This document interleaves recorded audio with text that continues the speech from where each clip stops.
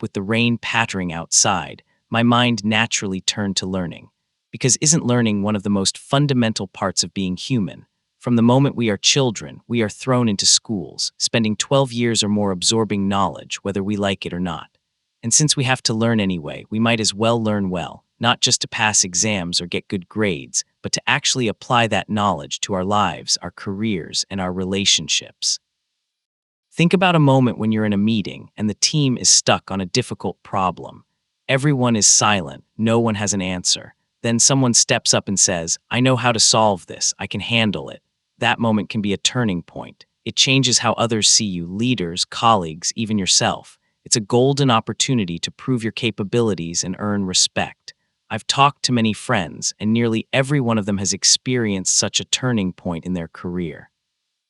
There are tough moments when the whole team is stuck and someone stands up and delivers. That person is suddenly seen in a completely different light. Now, I'm not saying this happens to everyone, but it does happen, and it can happen to you if you invest in yourself through learning. There's a saying I love, even though it sounds a bit funny: just try to study. If it's not useful vertically, it'll be useful horizontally. It's a light-hearted way of saying that knowledge never goes to waste. Even if what you learn doesn't directly apply to your current job, it might come in handy sideways, in a different context, a different conversation, or a different problem. So embrace learning with an open heart. The more you learn, the better equipped you are to seize those turning points when they come, and they will come. If you want to excel, you need more than just raw effort. You need methods, techniques, and experience.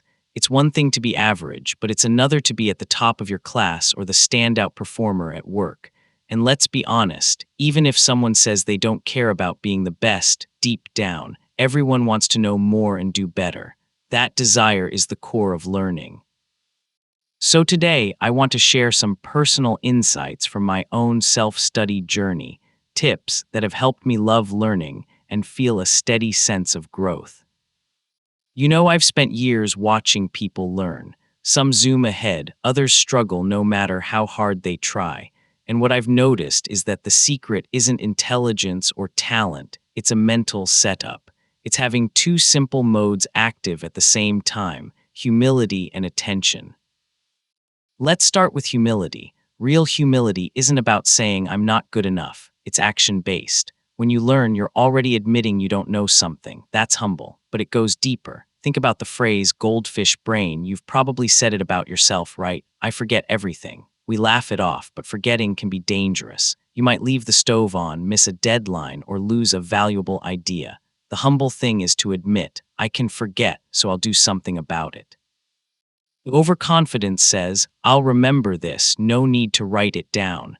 That's not humility, that's arrogance, and arrogance leads to loss. Now combine that with attention. Attention is the second mode, being fully present when you actually do something. If you're reading a book but your mind is somewhere else, you're not learning. If you're in a conversation but already thinking about your reply, attention is gone. Let me give you a simple example. I've seen people listen to a lecture, nod along, and never take a single note. They rely on short-term memory, certain they'll recall everything. But they don't. They forget the key points, the insights that could change their life. That's not a memory problem, it's a humility problem. You thought you were above writing it down. So here's the invitation: start treating your brain like a sieve. It's designed to let things through. Use paper and pen. That little act is ultimate humility. You're saying, "I can't hold this in my head, so I'll capture it." That's not weakness, that's wisdom. And when you combine humility with attention, when you both admit your limits and focus your energy, learning becomes easy. Not effortless, but natural. You'll remember more, understand deeper, and grow faster. It's the foundation. Everything else builds from here. But there's something else I've noticed. Sometimes people don't forget because they're careless. They forget because they don't think the thing is important enough. They treat learning like a game. They say, "Oh, I'll try to remember this," but inside they're not really committed. When they forget, they shrug and say, "I have a bad memory, I can't learn." But that's not true. What's missing is genuine humility and genuine attention. Let me clarify something. When I say humility, I'm not criticizing anyone. Think of it like this. If I say a leaf is green, that's just a fact. If I say a leaf is wilted and yellow, that's also a fact. I'm not being negative. I'm just observing. So when I describe a common situation, like someone not taking notes, I'm not calling you lazy or stupid. I'm just stating a fact. That behavior lacks humility. Now the fix is simple. If you truly believe you can forget, you'll write it down. Period. I value people who carry a notebook and pen everywhere. That's a sign of humility. They accept their limits. When you're in a meeting, lecture, or even just listening to a podcast, have that notebook ready. The moment something clicks, write it down. Don't trust your memory. I once had a friend who thought he was great at remembering. He'd say, "I'll remember this insight, it's important." But the next day it was gone. He'd waste time searching for that video or that line. He was overconfident. When he finally started writing, his learning doubled. He stopped chasing lost ideas. So here's my challenge to you. For the next 7 days, carry something to write with. Whenever you hear something useful, even if you think you'll remember, write it down. Then review it later. See how much more you retain. Humility and attention aren't just abstract ideas, they're daily practices, and they will transform how you learn. Let me ask you a question. Have you ever watched a video or listened to an audiobook and heard something amazing? You thought, "This is gold, I can use this." And then, a few hours later, you couldn't recall what it was. You knew it was amazing, but the details vanished. What happened? Overconfidence. Your short-term memory held it, so you assumed it would stick, but it didn't. And because you didn't feel emotional about forgetting, it wasn't painful, you just moved on. That's a lack of attention. If you had truly paid attention, you would have captured it. This is why I say learning without humility and attention has almost no chance of succeeding. It's like trying to fill a bucket with a hole. You pour in knowledge, but it leaks out. But here's the good news. The fix is right there in front of you. When you find something useful, write it down, then review it, read it again, expand on it, memorize it. That's how you show genuine love for learning, not by being enthusiastic and glamorous about it, but by doing the work. Being studious starts with humble note-taking and continues with diligent review. Now I know what you're thinking. But what about shortcuts? What about cramming for exams? Sure, those exist. They help you pass a test. But real learning, the kind that changes your understanding and builds your intellect, requires effort. Without humility and attention, you can't even start that journey. So don't fool yourself. If you're serious about growing, ditch the arrogance that says, "I'll remember it." Pick up a pen, write down what matters, then revisit it. That's the path. That's the only path to true learning. I've worked with many learners over the years, so I've seen the patterns. A common one is this: I remember vaguely there was a video about this topic, but now I can't find it. Sound familiar? That wasted time is the cost of overconfidence. If you truly accept that you will forget, you'll have genuine motivation to take notes. Laziness often gets blamed, but I prefer to call it lack of attention. When you lack attention, you're implying that the matter isn't important enough to focus on. No motivation follows. But learning isn't just about school subjects, it's for everything in life. If you find yourself sad 5 days a week, mental health is a subject you need to learn. If your conversations feel awkward, communication skills are something to study. If you plant a tree and it keeps dying, you learn about gardening. That's my practical view. Learning is a daily tool for solving problems. When I wake up feeling curious, I dive into whatever I'm facing. That's the mindset. But it starts with humility, admitting you don't know, and attention, focusing on what's in front of you. If you're struggling to learn, maybe it's not your brain, maybe it's your attitude. Ask yourself, am I humble enough to say I can forget? Am I attentive enough to act on that? If not, start compensating. Write things down, set reminders, practice focus. And don't be hard on yourself. This is a skill you can develop. Every time you catch yourself thinking, "I'll remember that," grab a piece of paper, train yourself. That small change snowballs into a lifetime of effective learning. Now let me share the second tip, and this one is a bit deeper. It's about the nature of learning itself. Here it is. Learning truly begins only after all illusions and hopes have packed their bags and left. What does that mean? Think about why you start learning something. Maybe it's English. You dream of reading novels in the original language, speaking fluently, watching movies without subtitles. Or maybe it's finance. You see yourself becoming wealthy, successful. Those dreams are powerful motivation. They light the fire. But that fire won't last forever. Sooner or later, you hit a wall. The grammar is hard. The vocabulary feels impossible. The stock market confuses you. Reality shows up with its rough edges. And then a battle begins, your beautiful dream versus the gritty daily work. The dream is an image in your head. The work is real, present, and exhausting. Guess which one wins? Reality. It kicks out the illusions. After a month, the dream fades. All that's left are tasks and challenges. And that, right there, is when learning actually begins. For me, this is not a sad thing. It's liberating. When you stop chasing the fantasy, you can finally engage with the material as it is. You can appreciate small progress. You can find satisfaction in the struggle itself. So don't be afraid when the initial excitement fades. That's not failure, that's the starting line. Real learning requires you to show up even when the dream is gone. That's when you build genuine skill, understanding, and growth.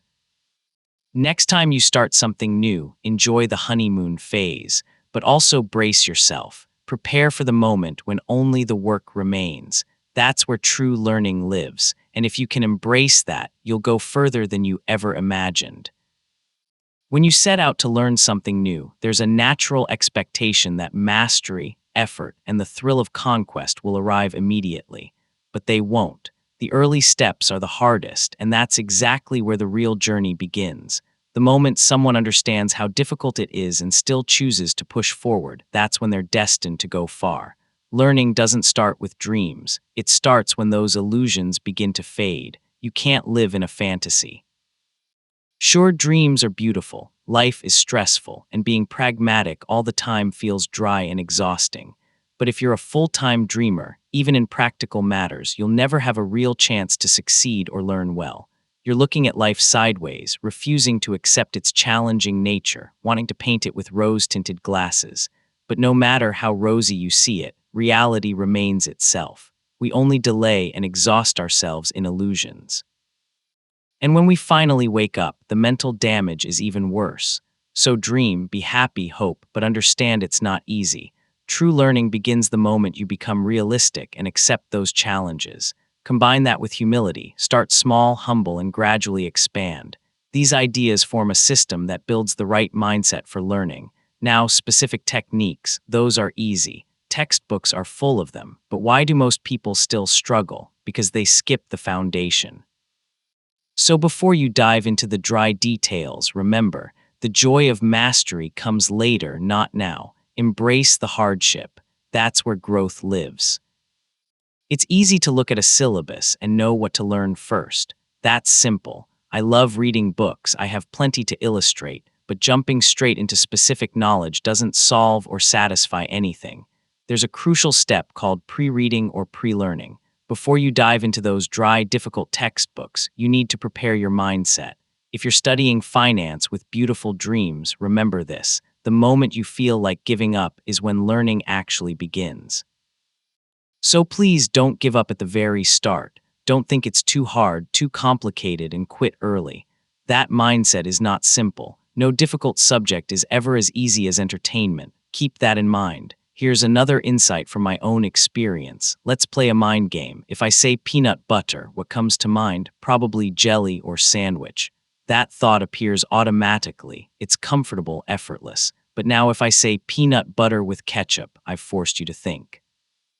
It's strange, unusual, and your brain starts analyzing. You think, that's weird, peanut butter with ketchup. That required mental work. That's the kind of effort real learning demands. Unfamiliar situations force you to think, filter, and piece together knowledge. That is learning. So watch out. If you still hope learning will be smooth and effortless, you're setting yourself up for failure.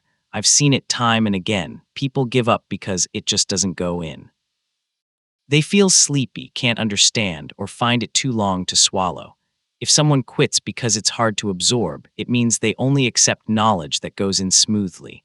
But knowledge that goes in smoothly requires no thinking, like peanut butter automatically brings jelly. That's not learning. True learning requires discomfort, analysis, and unfamiliarity. Because if you already know it, why learn? So the essence of learning is humility. I don't know much, and I want to know more. When you're here and the thing you want to conquer is unknown, it cannot be smooth. It will be rough and hard to digest. So when you learn, pay attention. Do you feel uncomfortable, stuck, disappointed, tired? If yes, you're really learning. If not, you're not learning anything. Observe your process. Those negative feelings mean real learning is happening. Why did we do that experiment with the unusual food combination? Because we learn through discomfort and being forced to think about unfamiliar things. Unusual situations force you to think, analyze, filter, and piece together knowledge. That is learning. Yet there's still a subtle hope that learning will be easy, smooth, and effortless. I see this everywhere. Almost everyone I've encountered who gives up while learning or reading does so because it just doesn't go in. They feel sleepy, can't understand, or find it too long to swallow. So if someone has a clear reason to give up because it's hard to absorb, we can infer they only accept knowledge that goes in smoothly. But knowledge that goes in smoothly requires no thinking, like a familiar word pairing, no mental labor. That's not learning. True learning requires thinking, analyzing, feeling strange, feeling unfamiliar. Because if you already know it, why learn? So the essence of learning is humility. That humility means, I don't know much, or I only know a little and I want to know more. So when you are at the starting point and the thing you want to conquer is unknown, it cannot be smooth. It will be rough and hard to digest. So when you learn, pay attention. Do you feel uncomfortable, stuck, disappointed, tired? If yes, you're really learning. If not, you're not learning anything. You must observe your own process to understand that those negative feelings are signals of genuine learning. Get used to it. It won't get easier, but it becomes familiar. Even when it's tough, if it's familiar, you'll act and continue learning more smoothly. Another common mistake is wishing you were as smart as others. That's a dead end. No achievement comes without sweat.